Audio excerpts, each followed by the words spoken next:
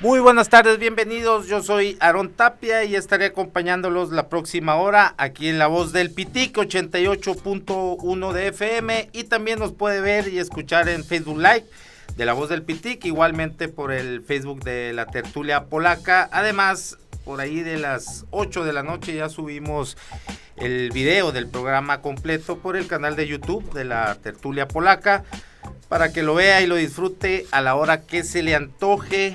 Y también los invitamos a que se suscriba al canal de YouTube La Tertulia Polaca y nos siga en nuestras redes sociales, en Facebook como La Tertulia Polaca, en mi Twitter personal @naranjero75, y en las redes sociales de La Voz del Pitic en Facebook y en Twitter La Voz del Pitic. Bueno, el día de hoy tenemos un programa, una mesa de análisis sobre los primeros 6 años, que bueno, a veces parece, los primeros 6 meses de gobierno de Andrés Manuel López Obrador. Este gobierno que, a pesar del corto tiempo, un semestre, ha sido convulsivo y hasta, pues podríamos decir, en algo revulsivo.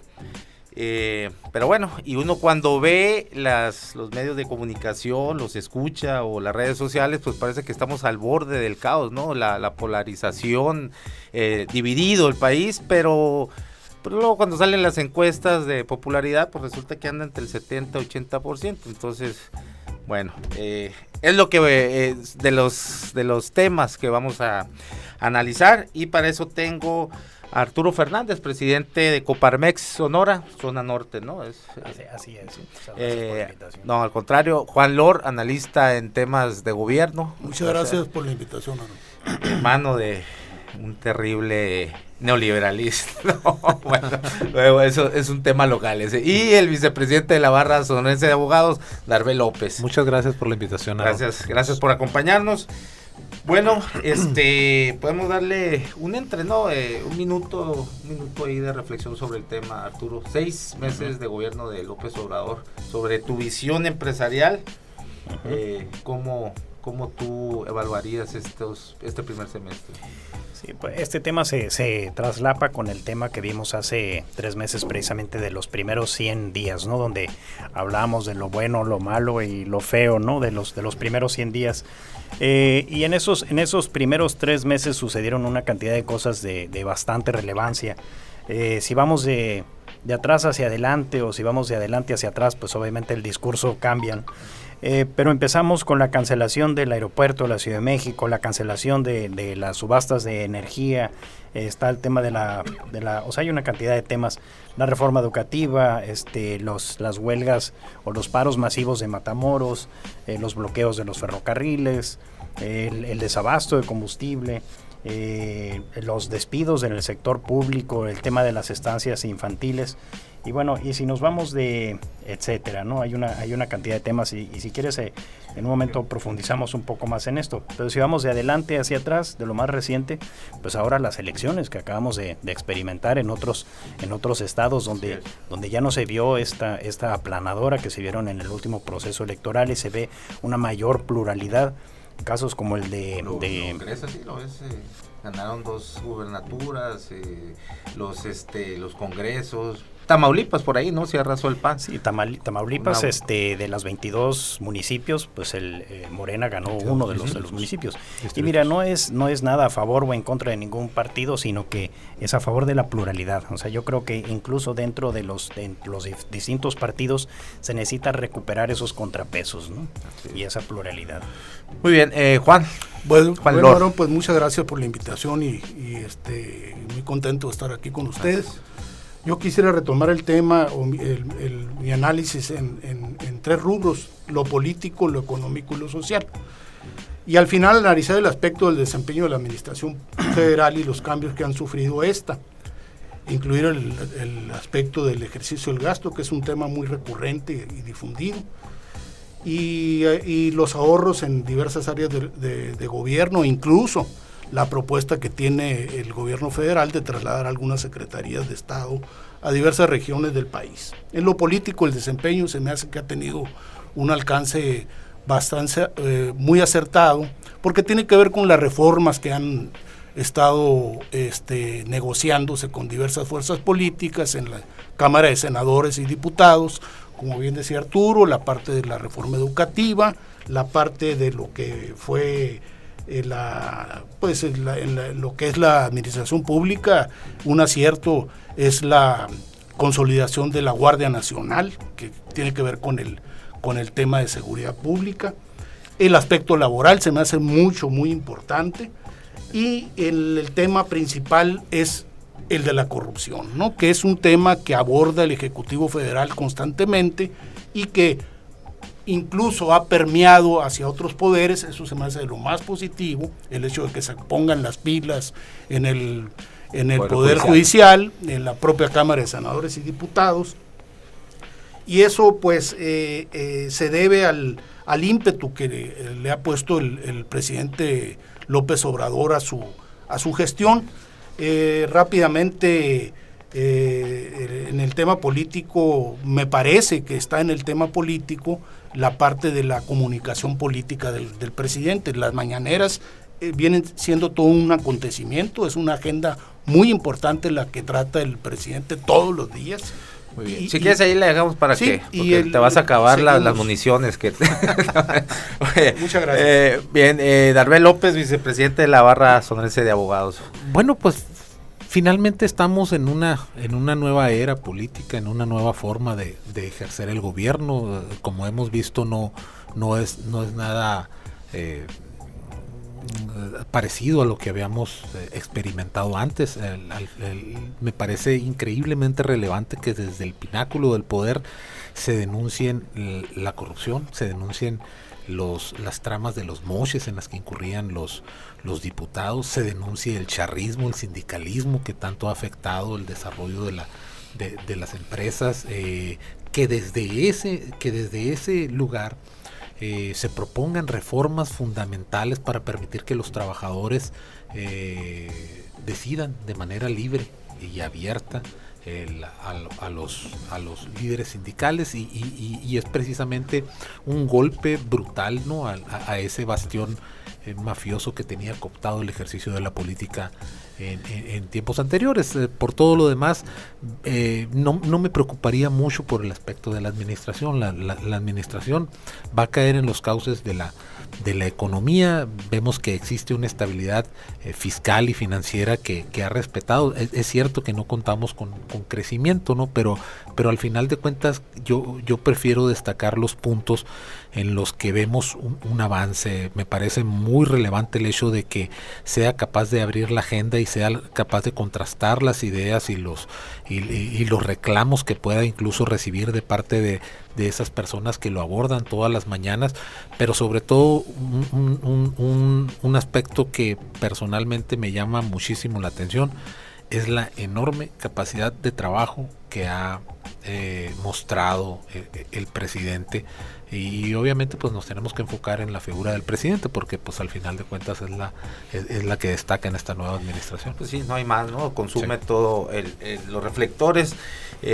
Bueno, siempre ha sido así, es su política, ¿no? Es su manera de cómo opera, polarizante, ¿no? Polarizada sobre su imagen, y pues bueno, es un mago de la comunicación, a los que les guste o no, pero me refiero a que siempre su comunicación ha quedado plasmada, ¿no? Desde que era oposición, incluso, bueno, mencionamos muchos conceptos que ya los damos, pues como eso, ¿no? Como un concepto, por ejemplo, la mafia del poder, los fifís, los chai, bueno, y ahí te vas, ¿no? Y es un logro, pues, ¿no? Es un éxito que siempre tiene en su forma de comunicación. Insisto, nos gustará o no, pero lo logra, pues, ¿no? Lo logra insertar en la mente de todos los ciudadanos. Arturo, bueno, yo creo que el principal tema que ha abordado este gobierno de López Obrador es precisamente la corrupción. Mencionabas ahorita sobre los desabastos de gasolina. Hay quienes ven o vieron desabasto, y otros veían un ataque a la corrupción. Pues, ¿tú cómo lo ves desde ese sentido? El ataque es pues al huachicoleo, pues. Claro. Sí, mira, yo creo En ese sentido, nosotros siempre apoyamos la lucha contra la corrupción. Eso que no debe caber la menor duda. Sin embargo, la manera en la que se implementó esta estrategia es con la que es el problema. Se transfirió un costo del Estado hacia la sociedad y en particular, y sí, a toda la sociedad, no solamente al sector empresarial, pero a toda la sociedad. ¿Un costo en cuanto a...? En cuanto a la afectación, cuando tú generas un desabasto de combustible, afectas no solamente el acceso de los trabajadores a la planta de trabajo, sino el acceso de toda la cadena de suministro a sus destinos.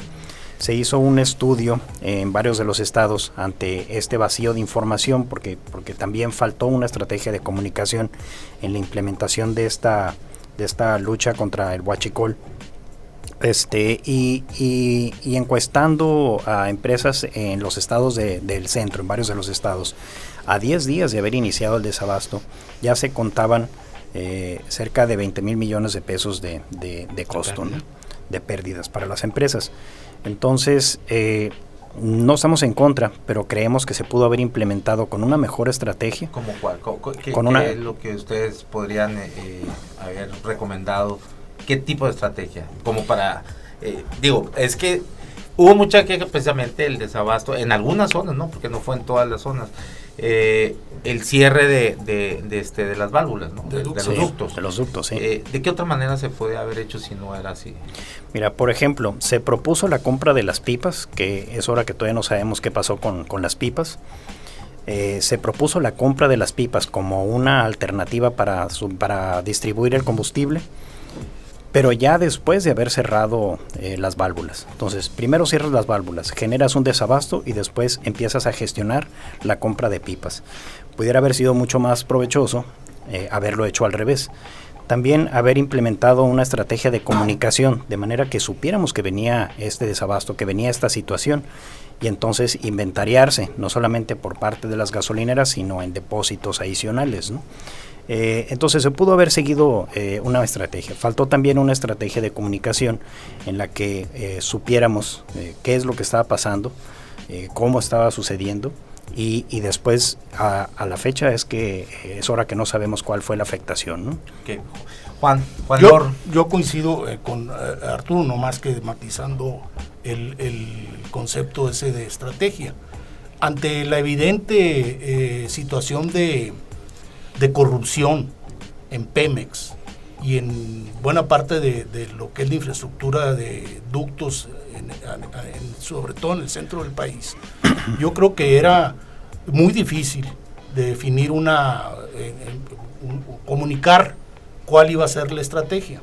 Hay un dicho del general Obregón que dice que los niños dicen lo que están haciendo, los viejos dicen lo que hicieron y los pendejos lo que van a hacer. Entonces, esa es para mí, por parte de la estrategia del gobierno, no podrían descubrir las cartas que iban a utilizar, debido a que estás luchando contra un poder faccioso. Sí. Es una mafia eso, que representa una gran pérdida para una de las empresas emblemáticas del país.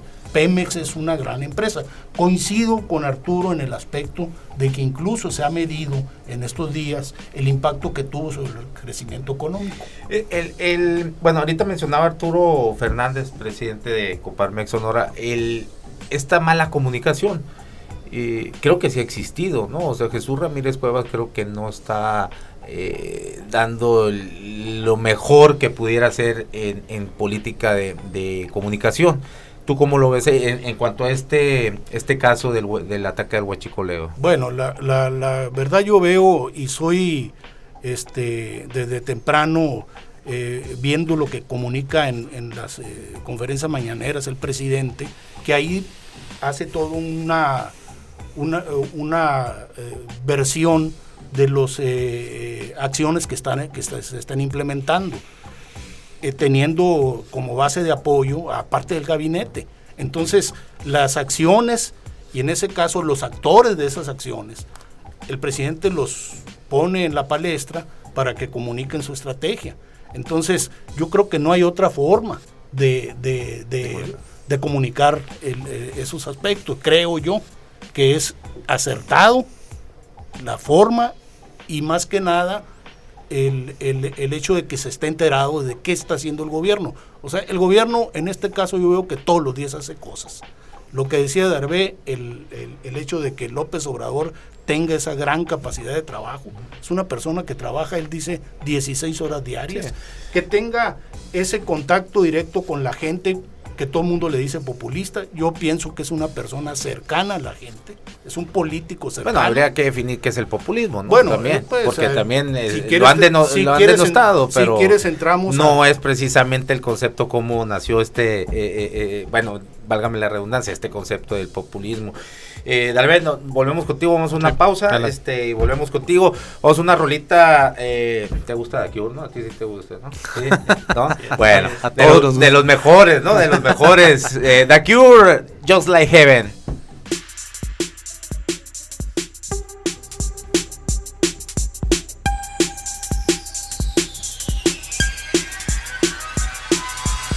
La voz del Pití, una voz ciudadana. Regresamos a la tertulia polaca por la voz del Pitic 88.1 FM y nos quedamos, se puso más sabrosón el debate todavía, ¿no? Fuera de micrófono. Bueno, no, te estaban escuchando en Facebook. ¿No? ¿De veras? Que estás. Ok, bueno, la verdad es que resaltaba más que nada el punto personal de una nueva forma de gobernar de un modo distinto. Claro, pues tiene sus críticas porque generalmente cuando nosotros estamos acostumbrados, y al decir acostumbrados es al ejercicio de una política que fue por décadas de la misma manera, tan es así que se insertó dentro del subconsciente de todos nosotros una fraseología en la que se llamaba somos del mismo equipo, aquel es de su gente, es decir, ¿cómo es?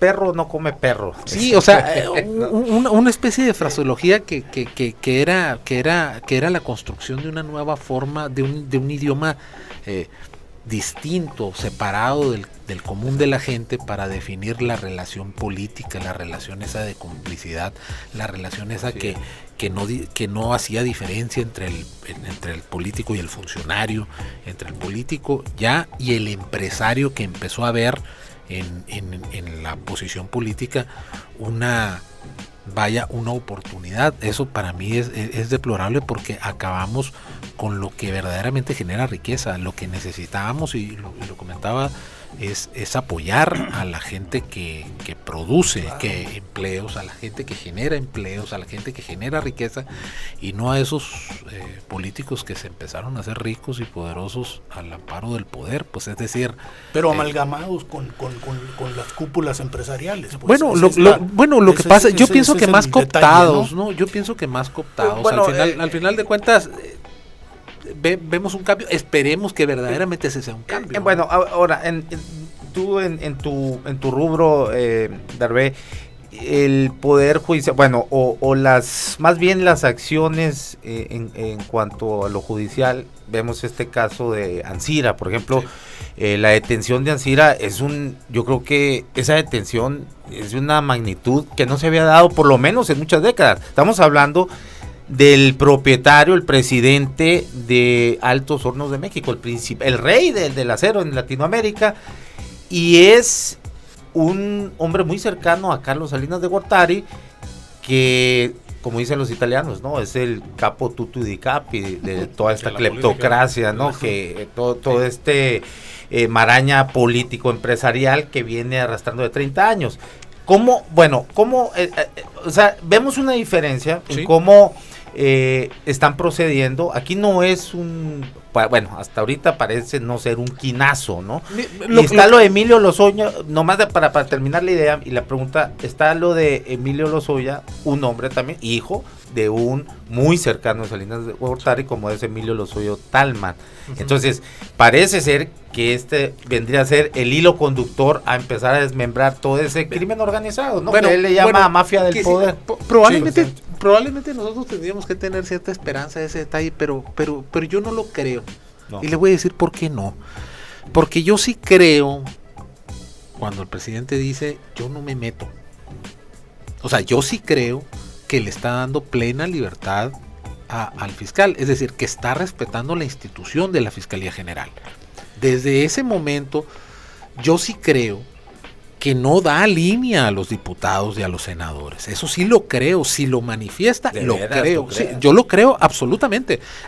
Tan es así que hubo discordancia inclusive en opiniones y en votaciones, bueno, que antes no se daba. No, hubo una falta de comunicación, bueno, pero eso nos llevaría a suponer que empezaron las llamadas, y eso es lo deplorable.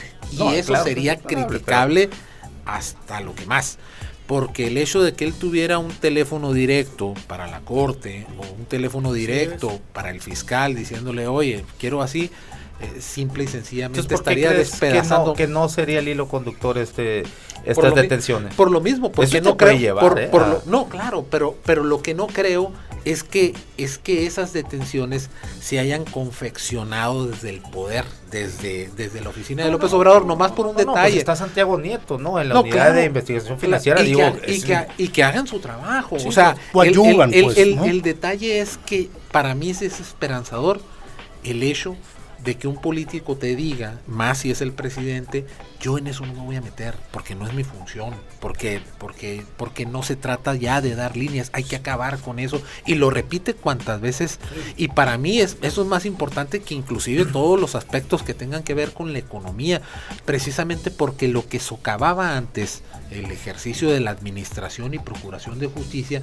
es que hubiera un político que se saltara esas barreras. Eso en otros países se le llama obstrucción de justicia y es increíblemente penado, y aquí lo teníamos aquí lo teníamos institucionalizado y sería una de las prácticas más deplorables. Yo creo que la sociedad aquí en todo México podría aguantar no tener dinero en los bolsillos.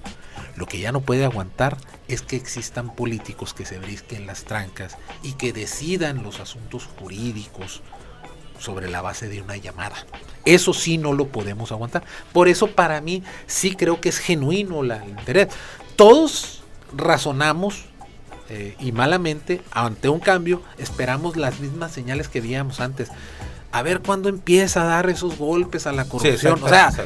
Digo, se supone que estamos viendo un cambio, pero somos incoherentes en lo que esperamos, pues entonces, para mí eso es... debe llevar todo un proceso. Pues, no, claro, pero sobre... cuidar los debidos pero procesos, sobre todo la muestra material y objetiva de que de ninguna manera hay ya hablarle al líder de la bancada, decir, oye, lo quiero así, quiero que se postule esto así. Tan es así que no le han aprobado una reforma así, tan es así que a él la reforma educativa no pasó al principio y tú... Yo creo que sí está haciendo... espérate, poniendo muy romántico.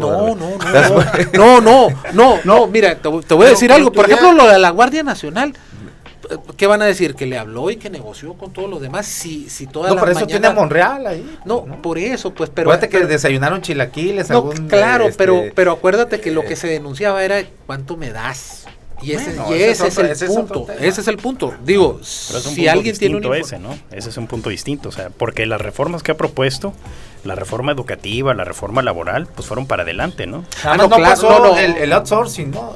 No, es que no dije que no haya pasado. Recuerden que se requirió de una nueva votación y que él al principio dijo, oye, pues espérate, algo pasó. Entonces, pues, es que no hay una línea. En la reforma educativa faltaron unos votos y se regresó a la Cámara de Diputados y luego ya regresó y se aprobó. Exacto, pero eso refiere que no existe el control férreo, esa mano que antes había de que las iniciativas se marcaban de oficio, ¿tú crees? De oficio, no de él, sino hay muchos diputados que llegan, no estoy criticando de una manera negativa, pero sí evidentemente una falta de oficio. Mira, es lo que... Porque no tenían que ver... Es lo mismo que pasa con el chayote, pues. Bueno, ¿qué hay? ¿Habrá gente que todavía es pagada por la oficina de la presidencia para que... Mira, los votos que le faltaron eran de otros partidos.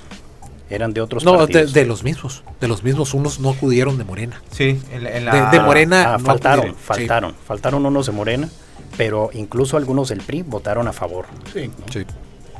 Mira, y hablando de los diputados y de lo que tú dices de falta de oficio, sí tenemos un serio problema ahí en ese sentido, pero un serio problema. En el 2017 teníamos 28 diputados federales sin título universitario. ¿En Es decir, qué año dices? en el cierre del 2017, es decir, la administración anterior, ¿no? Es decir, eso representa el 5.6% de diputados federales sin título universitario. Para el 2018, estos eran 224. Pero Es decir, ¿crees que el eso 44, define, espérame, el 44.8%, ¿no? No debería definir cuál es la solución, cómo se solventa ese problema, porque no, el hecho de que tengas un título universitario no es garantía de un buen desempeño, ¿no? Pero cuentas con el apoyo de asesores, de despachos, etcétera. Pero en el punto 53, en su discurso de toma de protesta al presidente, menciona, no se autorizará, y estoy citándolo, no se autorizará la contratación de despachos para elaborar proyectos de ley, planes de desarrollo o cualquier tipo de análisis o recomendaciones. Entonces, ¿qué es lo que...? Presidencia, ¿no? No, para la elaboración de proyectos... Del legislativo. Así a secas. No se autorizará la contratación de despachos para elaborar proyectos de ley, planes de desarrollo o cualquier tipo de análisis o recomendaciones. Entonces, ¿cómo se solventaba ese problema? Porque aunque tengas un título universitario, no necesariamente va a ser en derecho. Y tú sabes que para legislar se necesitan unas competencias bastante específicas, ¿eh? Se necesita tener un conocimiento de derecho constitucional. Claro. Pero no hay problema porque, bueno, no es que no haya problema, pero te auxilias, asesores, ¿no? te asesoras, te apoyan. Pero si prohíbes eso y aparte tienes un mayor porcentaje de diputados sin título universitario, el 44.8%, que el otro, ¿qué es? 55.2%, el otro 55.2% que tengan título, pues a lo mejor algunos no son pertinentes porque pudieran ser de cualquier otra profesión, pero pues te auxilias, te apoyas pues con estos despachos y con consultorías, con expertos. Y lo que has visto hasta ahorita, ¿crees que se refleje esa, bueno, creo que lo ves de una manera negativa, en que puede perjudicar a la eficiencia, sobre todo a la productividad del legislativo? Hasta ahorita tú has visto productividad en el legislativo. Mira, lo que hemos visto es una mayor, bueno, cuando votas en bloque, pues esto sale por la ventana, ¿no? Sí. Entonces, pero yo creo que sí es importante dentro del debate o del cabildeo antes de pasar a la votación en el pleno, o para presentar las reservas cuando se van a subir a la tribuna, pues se necesita tener algún tipo de conocimiento de este tipo, ¿no? Dominio del tema, sí, ¿no? Claro, pero fíjate que tengo mi duda ahí, porque para empezar ese punto, si uno va al Ejecutivo, tú no se puede meter con el Legislativo. Eso es importante. Eso, lo que tú dices de la no intromisión. Eso para mí es que es lo que le he escuchado en las mañaneras, es que los funcionarios que tenemos son los que tienen que hacer el trabajo.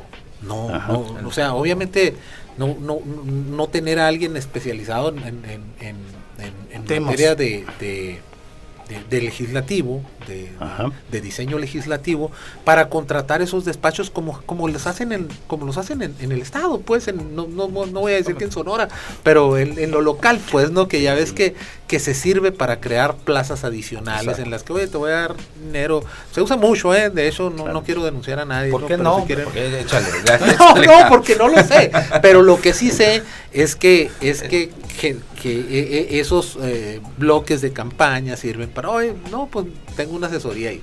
Bueno, sí, está bien que lo tengan, pero lo cierto es que los funcionarios tienen que hacer el trabajo. Si tú vas a una dependencia del municipio, vas a ver que en dependencias tienen sus, por ejemplo, jurídicos. Sí. Y aparte tienen a contratados abogados. Oye, ¿pero por qué tienes contratados abogados?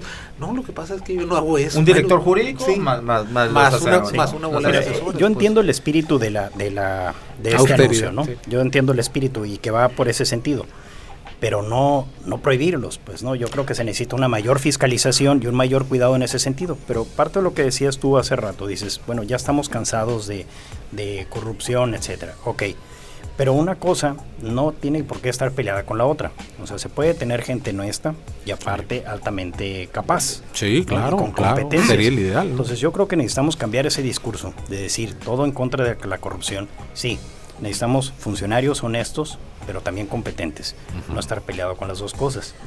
porque después pues vino la reducción del sueldo del presidente, previa aprobación del artículo 127 en el que menciona que nadie puede ganar más que el presidente, y entonces tienes un efecto dominó a todos los niveles del gobierno y con una desbandada de talento, ¿no?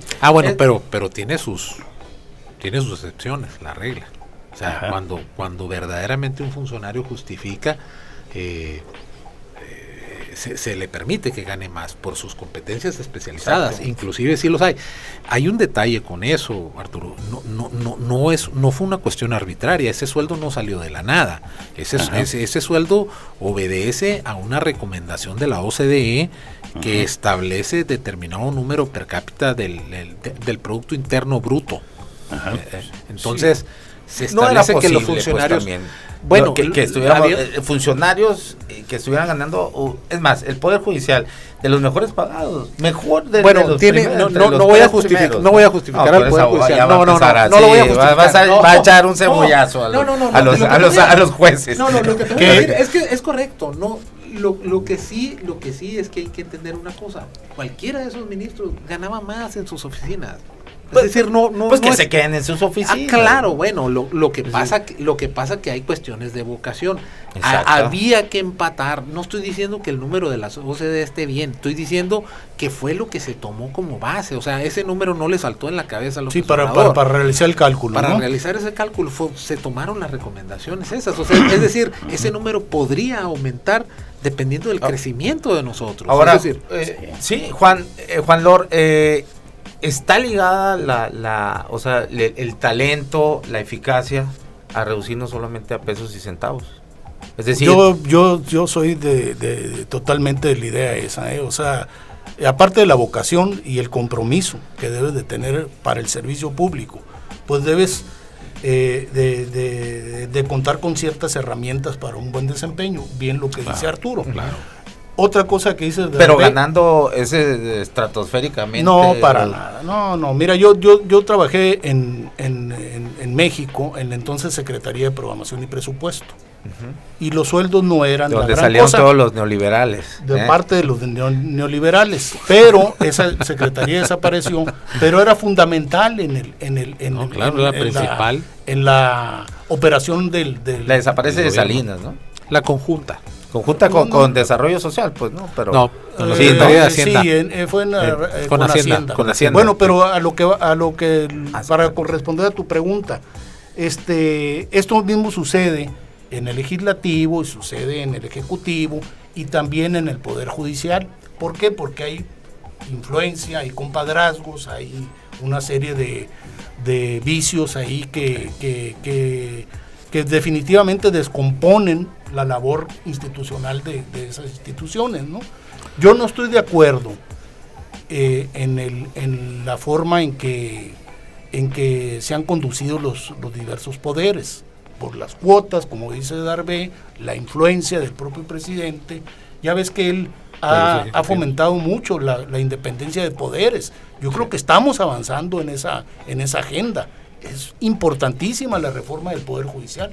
¿Por qué? Porque está contaminado también de corrupción. El legislativo, de esa cultura que se tiene de obedecer la línea de los partidos, sin pensar siquiera en lo que es el desarrollo nacional, etcétera, etcétera.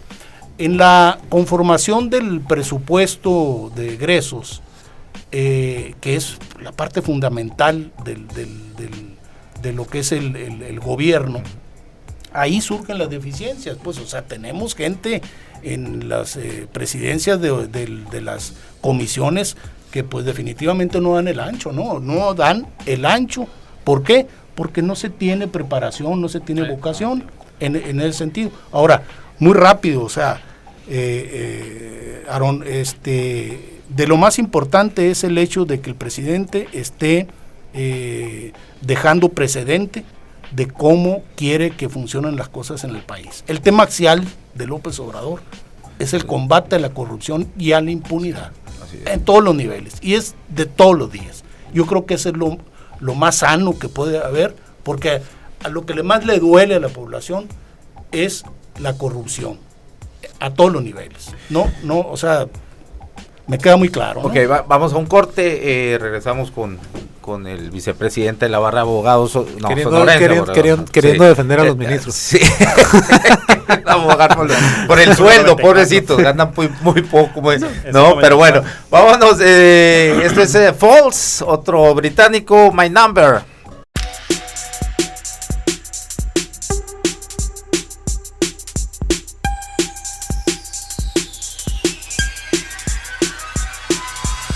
La voz del Pití, una voz ciudadana.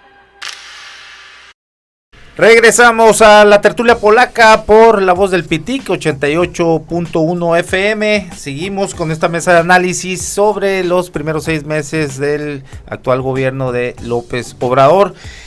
Darvé, en cuanto, bueno, ahorita estamos hablando sobre presupuestos, sobre austeridad, en fin, hay una renuncia que va y pega en el centro, ¿no? De lo que es la política sobre austeridad, precisamente, Germán Martínez. de López Obrador, que es la renuncia de Germán Martínez. Te vi ahí algún cebollazo por Twitter y una carta muy valiente, algo así, llamaste la renuncia, ¿no? Sí, a mí me llamó la atención. Pero crees, a ver, Germán Martínez, conocemos su trayectoria. Es un tipo, para empezar, que no aguanta mucho en los cargos, ¿no? Renuncia seguido. Así es. Cuando gana Calderón, él es el secretario de la Función Pública. No se le conoce algún trabajo, trabajo de alguna investigación relevante, sustancial sobre algún funcionario. Creo que por ahí está poco más del año, ¿no? Y luego se va a la dirigencia nacional del PAN. Creo que en el 2009 les dan una buena arrastrada y renuncia. Y ahí ya se pierde, ¿no? La política de hoy, pues nunca entendí el por qué a un hombre tan identificado con la derecha o la ultraderecha, pues lo invitan al equipo de López Obrador de campaña, ¿no? Ok. Y bueno, viene esto. Alguien, yo creo, acostumbrado, ¿no? A los presupuestos, esos a pedir Hacienda y sin esa política de austeridad, bueno, acostumbrados a no batallar, ¿no? A implementar el recurso, pues así como se hacía antes, ¿no? Fue un error el nombramiento yo considero que sí. yo digo que Germán Martínez, sí.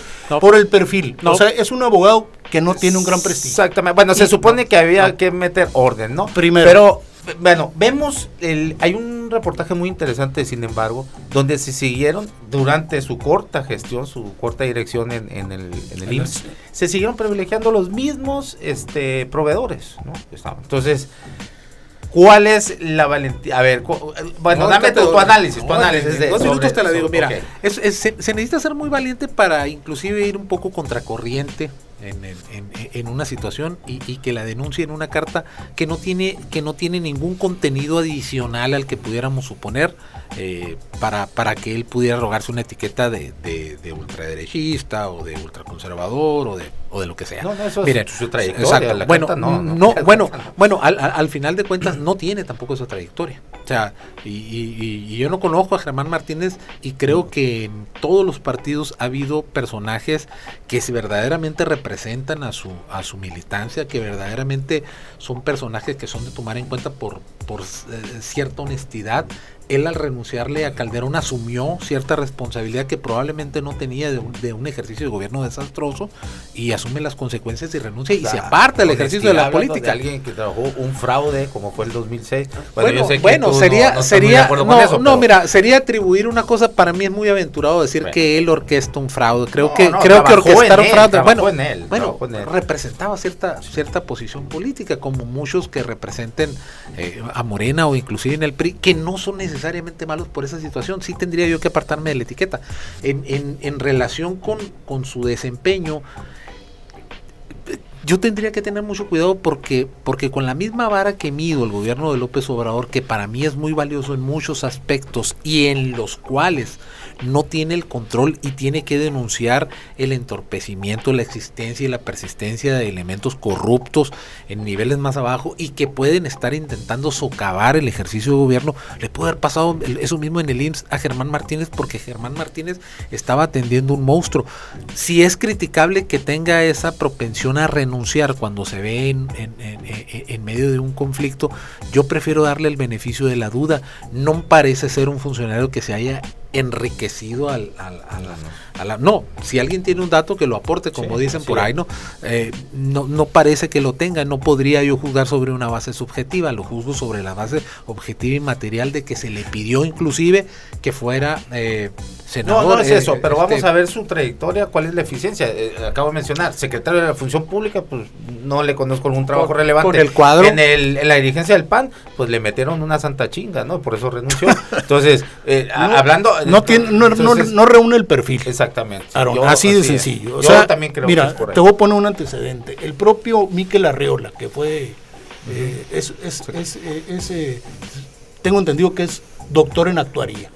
Sí. El otro, González Fernández, son gente muy especializada, incluso con trayectoria en temas hacendarios, trabajando en el Banco de México, en Hacienda, ya con una trayectoria muy sólida en el gobierno. El IMSS, como bien dice Darbé, es un monstruo.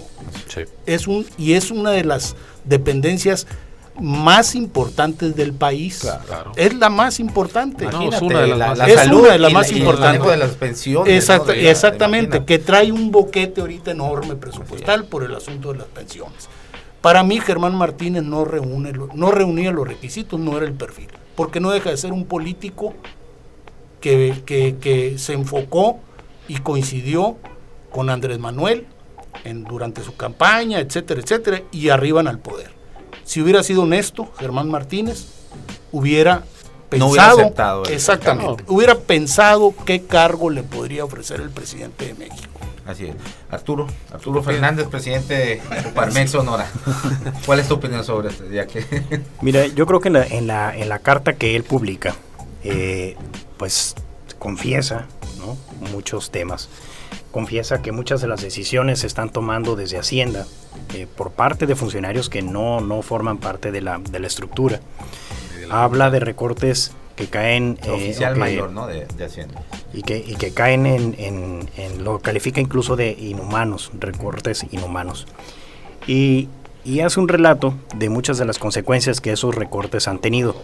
Y nosotros aquí en Sonora, pues hemos visto la manifestación de estos.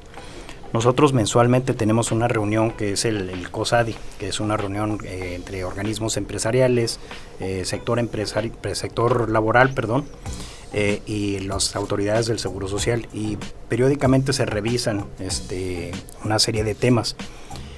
Y pues algunos de los comentarios han sido pues que tenemos un hospital en Nogales de muy buen nivel, pero vacío, ¿no? Se habla de 271 plazas de médicos aquí en Hermosillo, en Sonora, que están vacías porque no hay el presupuesto para ofrecerles un sueldo suficientemente atractivo como para que acepten ocupar el cargo. O sea, están las plazas disponibles, pero no se ocupan. De esa política de austeridad. Sí, austeridad, pero también anticorrupción.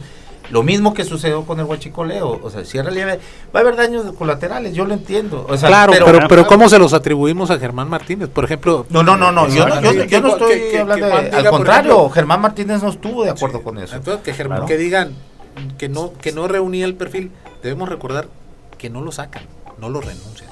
Él renuncia y tan no lo sacan, lo hacen renunciar, tan es así que la carta el presidente manifestó que la conocía desde antes. Dime cuáles serían sus atribuciones como para haber llegado a ese cargo. Creo que las atribuciones, sobre su trayectoria. Las conoce también la persona que lo designó, que por eso lo designó, y no solamente eso, fue a su casa y lo invitó. ¿no? Porque duró ¿cuánto? 5 meses. No, sí, pero renunció. Pues ese es el punto. O sea, el punto es que yo creo que no le conocía muy bien las atribuciones de su perfil, ¿no? Yo digo que sí, porque eso sería atribuirle al presidente un descuido que sería inadmisible. Sería inadmisible, pues porque a la postre, con la misma vara que juzgamos a Germán Martínez, tendríamos que juzgar a Zoé Robledo, pues. Entonces, ¿por qué? Porque tendríamos que decir, no es un perfil adecuado para ese instituto. No, es que es igualito, también es idéntico. Exactamente. Entonces, esos son los costos que tendría que asumir Andrés Manuel. Bueno, entonces yo creo que hay otras cuestiones que privaron más que negarle aptitudes a una persona que sí tiene cierto grado de reconocimiento entre los que lo rodean. Es empatía de abogados, hombre, no me la pegan. Yo no coincido. Para ir haciendo el cierre, ya nos quedan 5 minutos. Arturo Fernández, una evaluación final sobre estos 6 meses. Además de patética. Mira, hace poco hablábamos y hace poco fue la fecha límite para hacer los repartos de utilidades, ¿no?, de las empresas. En ese reparto de utilidades participaron 16 millones de mexicanos que van a recibir o que acreditan pues para recibir ese beneficio, ¿no? Ese número y la magnitud pues depende de la suerte que tengan las empresas, porque si las empresas no tienen utilidades se reduce el número y se reduce la cantidad. Exacto. La economía ha estado sufriendo una serie de golpes de timón. ¿Cuándo? Porque tenía un crecimiento de 8% antes del tuitazo, ¿no?, de Donald Trump. Sí. 8% el crecimiento en la bolsa de valores, y luego el dólar había estado bajando. No, mira, el máximo de la bolsa llegó a 51,000 puntos a mediados del 2017 y de ahí se ha venido abajo. Llegó a su punto mínimo en noviembre del año pasado en 39,000 puntos. Ahora se ha Pero de ahí recuperado. para acá ahí llevaba 8 puntos, ¿no?, arriba. Bueno, pues si agarras el punto mínimo, pues claro que hay una recuperación, ¿no? Siempre, pues es que son pero, 6 meses de pero gobierno. siempre. No, pero va la tendencia es positiva, es a lo que me refiero. Es muy prematuro en el aspecto económico sacar una conclusión de cómo ha sido el desempeño de la administración actual con respecto a la economía. Sí, es muy prematuro. Mira, la bolsa es un indicador adelantado, ¿no? Es decir, se adelanta al desempeño de la economía. Pero desde los 51,000 puntos, hoy estamos en 43, ¿no? Estamos en 43. Pero ¿en cuánto lo tomó este nuevo gobierno? Pero es que no es desde que empiezan tus declaraciones, ¿no? Porque si te acuerdas, antes de que tome protesta López Obrador, él empezó a tomar decisiones. López Obrador empezó a trabajar, eso sí es cierto. Sí, pero además, a ver, es una economía tan endeble que a punta de tuitazos la ponen como nos las están poniendo. No, es que tú mismo lo dijiste, o sea, no es ninguna gracia que un Twitter... Pero antes no era así, antes también era así. Siempre ha sido así. Pero todo tiene que ver con la confianza, ¿no? Todo tiene que ver con la confianza, tiene que ver con el desempeño gubernamental y las señales que manda el gobierno. ¿Qué es que está mandando señales positivas? Pues de entrada te lo puedo concluir para cerrar este asunto. Yo quisiera centrarme en los criterios de política económica establecidos para la ejecución del presupuesto público. Se habla de una inflación del 3.4, ahí va la inflación en un 3.4. Se habla de 20 pesos de tipo de cambio, no ha rebasado los 20 pesos. El barril de petróleo no ha rebasado los $55.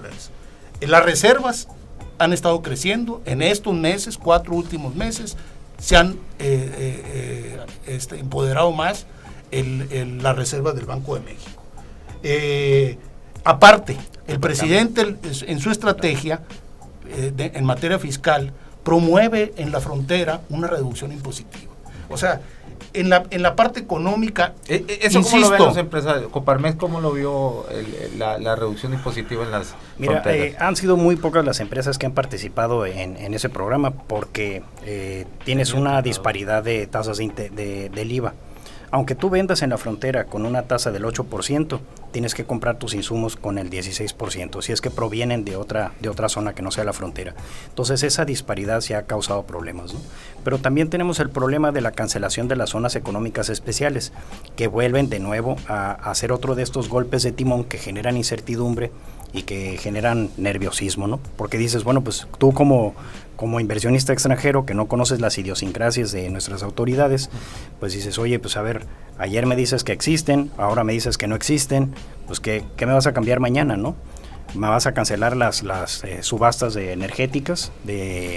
¿Ha disminuido ahí la inversión directa extranjera? No ha habido modificaciones en la inversión extranjera. ¿Cómo no? No, por eso insisto. El tema económico es muy prematuro ahorita definirle un rumbo, pues. No un rumbo, una evaluación objetiva. Yo y quisiera continuar nada más para ya nos queda. No hay endeudamiento público y se está fortaleciendo el Estado de Derecho. Yo creo que eso es lo que mucho les importa a los empresarios en este país. Repito, un minuto para que luego cierre un minuto cada vez, porque ya se nos acabó el tiempo. A ver, No, pero, mira, Arturo. sí, han ido aumentando las tasas de interés y esa es la razón por la que se ha sostenido el tipo de cambio a punta de incrementos en las tasas de interés. Desgraciadamente eso es recesivo. Entonces, aunque se controle el tipo de cambio, pero también estás frenando la inversión. Y sí hemos visto salidas. Con el anuncio de la cancelación del aeropuerto, vimos una salida de 90 mil millones de dólares que migraron a Brasil y a España. Okay. Bueno, yo solamente diría que tengo que aplaudir que haya un combate frontal a la corrupción, un combate frontal al sindicalismo charro, un combate frontal a los moches legislativos, que se acabe ese tipo de política del teléfono, que se busque una reforma al servicio que para mí es el más importante después del de salud, que es el de administración de justicia, porque la gente puede aguantar no tener dinero en la bolsa, pero lo que no aguanta es que los funcionarios no los atiendan de manera pronta y expedita y que no se resuelvan esos asuntos y a partir de la inseguridad, ahí, ¿no? La inseguridad sí, bueno, esperando, aunque no fue un tema ahorita central, yo creo podríamos que abordarlo para otra mesa, pero sí, creo que por ahí también la Guardia Nacional, creo que no es, para mí, en lo personal, no es la mejor. No lo hemos visto, eso ¿no? está muy, exactamente, está muy debatible todavía. Pero bueno, me despido, muchas gracias a la audiencia, nos escuchamos el jueves, igual a la 1:00 p.m. Esto fue la Tertulia Polaca, somos opción original y diferente, sin tapujos ni mordazas, y yo les recuerdo que enrollen sus problemas, prendan sus ideas y fúmense la vida. Gracias. Muchas gracias.